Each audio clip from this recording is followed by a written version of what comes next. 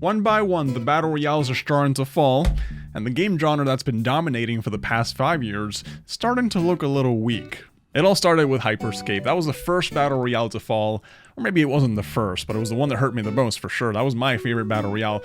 But everyone who paid for the cosmetics and the battle passes, my condolences. Then Totally Accurate Battlegrounds decided to stop working on the game entirely because it wasn't making them any money, but at least they're keeping the servers alive for now. It's my second favorite battle royale. And now, Spellbreak, after 4 years and just 3 battle passes, they're finally shutting down early 2023. And the thing about the Battle Royale free-to-play scheme is that you need to keep pumping out battle passes to make money. And if in 4 years of the game's livelihood, if you only pump out 3 battle passes, of course, how are you gonna make money, man? Do you guys remember when people were calling Spellbreak the Fortnite killer? that didn't age too well. I'm laughing, but this one actually hurts because Spellbreak is my 3rd favorite Battle Royale. I swear, every single battle royale that I've ever loved is slowly being killed off. So after the fall of Spellbreak, the next battle royales I see failing will probably be Rum Royale, Cuisine Royale, Battle Right Royale. Literally anything that has the word Royale stuck to it is probably in the danger zone right now. I just hope that Naraka Blade Point survives for a little bit longer because that's the one I'm currently hooked on, but I definitely see that one falling in the future too. But does this mean that we can actually start seeing some variety in the games that are coming out and that not everything has to have a battle royale just slapped into it?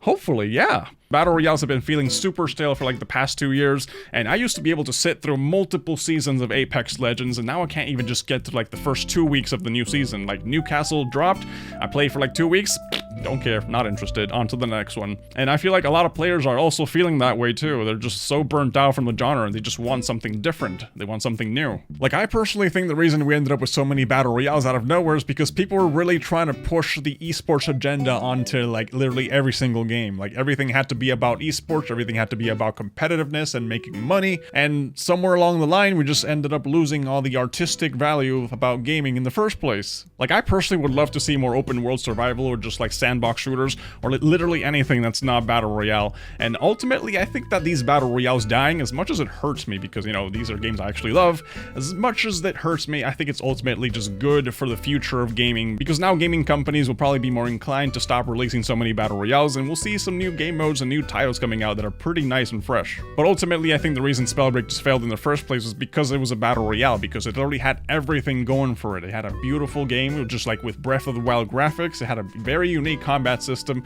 and these very unique aesthetics of just like mixing different spells to create new spells and combos and all that stuff.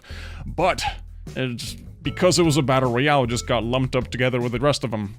And because it just got lumped together with the rest of the battle royales, it never really got its moment to shine. It had this really beautiful idea, and because they just decided to just slap the battle royale tag on it and just capitalize on what's hot and what's happening, it ended up having to compete with the likes of like Fortnite and Apex and Warzone, you know, all these AAA dominating games, and it never really stood a chance. And because of that, well, here we are. And for the people that just bought all these cosmetics and battle passes, my condolences. You have until early 2023 to enjoy them. If there's one thing I wish the game developers would do is, if your game's dying anyway, why not just release the game's code up to the public? Just give it to the people, and people can start hosting their own servers or build on top of that or do something, you know? Just don't let it die forever, because once the game's dead, it's dead, and there's no way of preserving that memory. It's not like a physical cartridge that you can just plug into your Game Boy and keep playing 30 years from now.